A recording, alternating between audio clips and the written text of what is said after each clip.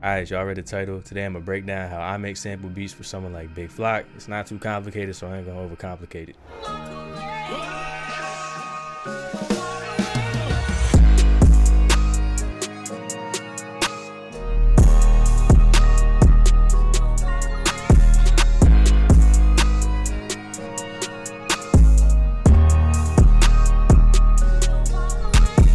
Alright, getting right into it. First thing, you gotta pick a sample. You can go on YouTube, find one on there.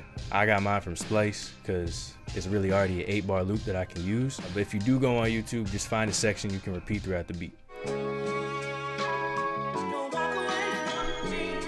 It was a little too fast for the pocket that I was going for. So first thing I did was drop the tempo and then I raised it up 2 semitones to just make it sound a little bit better.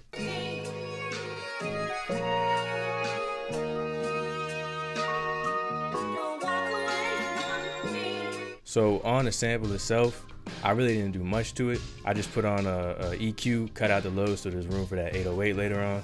And then if you notice, I automated halftime so that later on in the beat, when the verse comes in, the halftime comes on and just switches it up since it is the same loop repeating the whole time.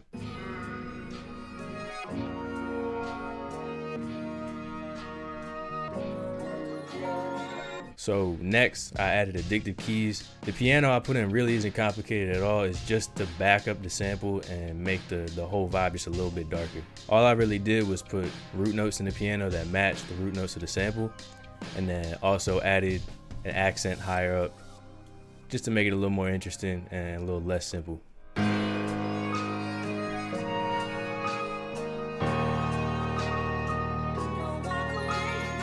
So that right there is really it for the melody. Like I said, it's not too complicated. You want something that has space and a sample that's not too overbearing that it overpowers the rest of the beat and the vocals that'll eventually go on it. Moving on to the drums though, first thing I added was the snare. Simple snare pattern on the 3 of every beat and then a little accent one at the end.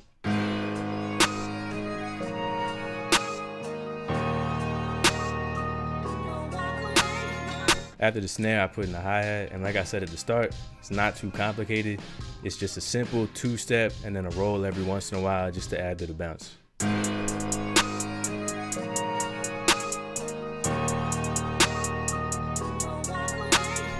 After the hi-hat, I added a second accent snare just to fill in some of the gaps and establish that bounce a little more.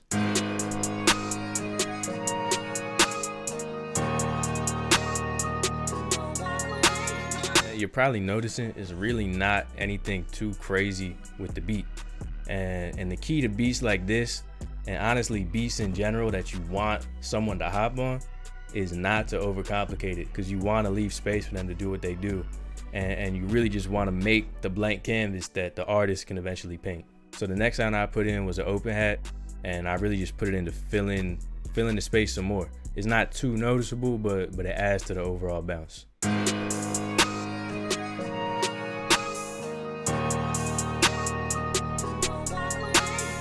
After that, I put a basic spins 808 in, everybody's go-to, and I just followed the root notes of the sample and the piano that I put in earlier.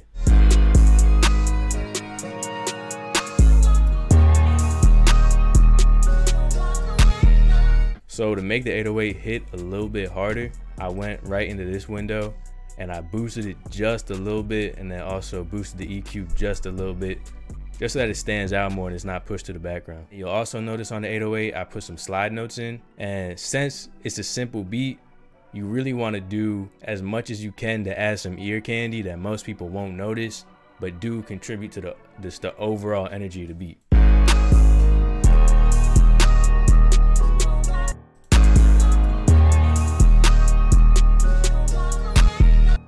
Like I said, it's subtle, but it does make a difference. Then I went and put a kick in, and the kick just hits the same time as the 808 to make it hit a little bit harder.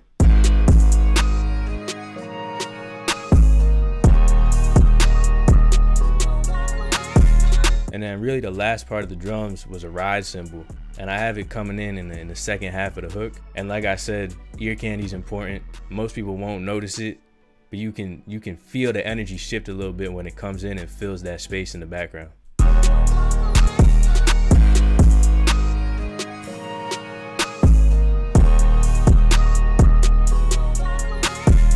And then with the rise cymbals, I play with the volume on each one just so that they don't all hit exactly the same. So like I keep saying, small things to make the beat more interesting are important.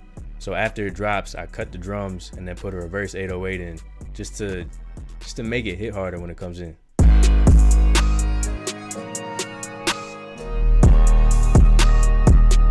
Now there's a couple ways to do a reverse 808. What I did is, honestly, I feel like the simplest way.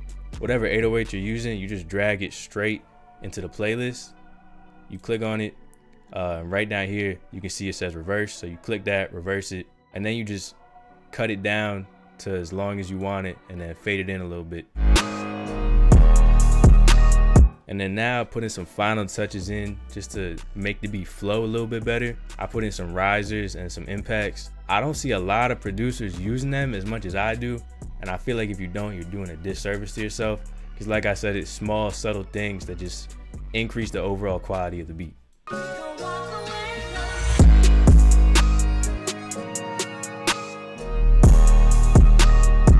So as you can see right there, it was a riser and then an impact. And then after that beat drop with the reverse 808, I have a crash come in just to back it up even more. Second to last thing I did was drag a drum fill in. I just chopped it to make it match the tempo a little more. And then like I said, another small thing to just make the drop hit harder.